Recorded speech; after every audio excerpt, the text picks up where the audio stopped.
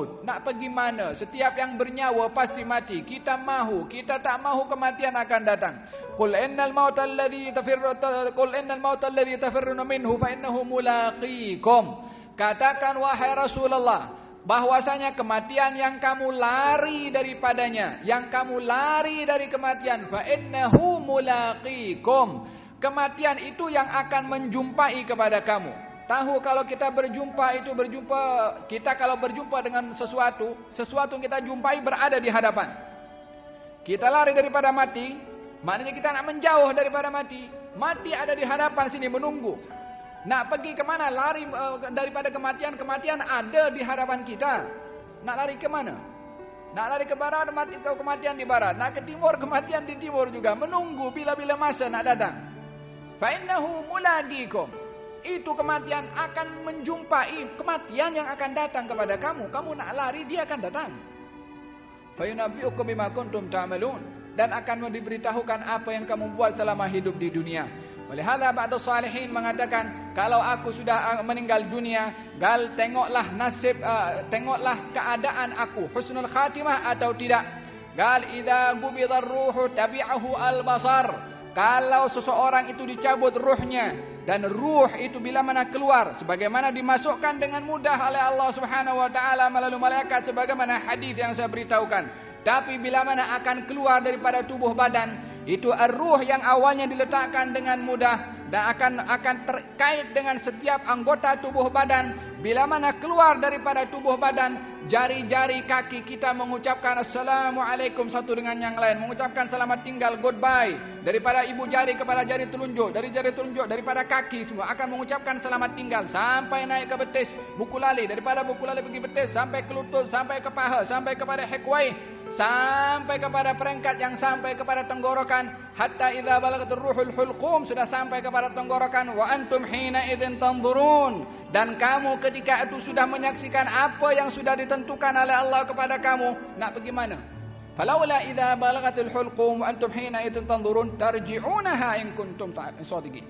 Kembalikan kalau kamu mampu nak keluar, nak kembalikan balik ruh itu ke dalam. Siapa yang mampu nak mengembalikan? Hakadha ruh yang akan berpisah daripada tubuh badan. Kata Sayyidina Ali bin Abi Talib mengatakan kepada para pengikutnya, ketika menggalakkan kepada mereka untuk berjihad, ia berkata, illa taqtulu tamutu walladhi nafsi Muhammadin biyadihi la alfu darbatin bis-sayfi ahwanu min mautin ala firash. Lebih baik kamu ikut berjihad dan berperang dan kamu mati dengan pukulan pedang, lagi lebih baik demi jiwaku yang berada di tangan Allah Subhanahu wa taala. Pukulan 1000 kali dengan pedang lebih ringan berbandingkan cabutan ruh ketika mati dalam atas katil itu. Ianya bukan perkara yang simpel. Allah mensifatkan keluarnya ruh. Wajaat sakaratul maut, sakrah itu pedih. Wajaat, dan ketika datang sakrah, pedihnya. Al-maut, itu al-maut mempunyai kepedihan. Walihada Rasulullah sallallahu alaihi wa ala alihi wasallam ketika berada dalam keadaan sakaratul maut, Allahumma hawwin alayya fi sakaratil maut. Kata baginda Rasulullah, ya Allah, ringankan pedihnya sakaratul maut. Berat ini sakaratul maut, ya Allah, ringankan kepada aku pedihnya sakaratul maut. Dan dahinya mengeluarkan ketulan daripada keringat. Demikian seseorang berada dalam keadaan sakaratul maut, akan keluar ketulan-ketulan keringat daripada dahinya karena menahan daripada pedihnya sakaratul maut. Dan meminta bibirnya untuk dibasahi sallallahu alaihi wa ala alihi wasallam sambil mengucapkan la ilaha illallah. Gal tiada Tuhan selain Allah, alangkah pedihnya sakaratul maut. Allahumma hawwin alayya fi sakaratil maut. Ya Allah, ringankan ke atasku akan pedihnya sakaratul maut. Ini Habibul Khalqi Ajma'in. Ini adalah orang yang dikasihi oleh Allah Subhanahu wa ta'ala.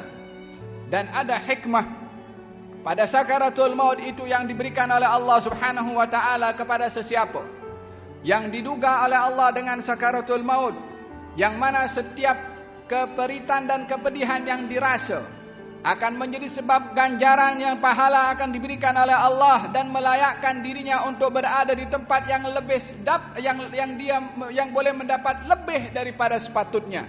karena mendapatkan pedihnya sakaratul maut. Bukankah setiap orang yang beriman, bila mana dia merasakan kesakitan dan mengucapkan aduh karena ridha kepada Allah Subhanahu wa taala, suara itu akan menjadi sebab ganjaran akan diberikan oleh Allah Subhanahu wa taala. Demikian juga sakaratul maut akan menjadi sebab diangkat darjat seseorang tersebut, akan menjadi sebab akan diberikan pahala dan diampunkan dosa oleh Allah Subhanahu wa taala dengan adanya rasa yang pedih pada sakaratul maut. Idza gumidar ruh tabi'ahu al-basar. Kalau ruh ini dicabut akan diikuti oleh mata. Seseorang yang dicabut ruhnya sudah tahu di ruh itu akan dibawa ke mana. Matanya dah boleh tengok. Tabi'ahu akan diikuti oleh mata. Ini mata akan terbuka. Kenapa mata ini terbuka? Nak tengok ruh yang dikeluarkan daripada badannya nak pergi ke mana.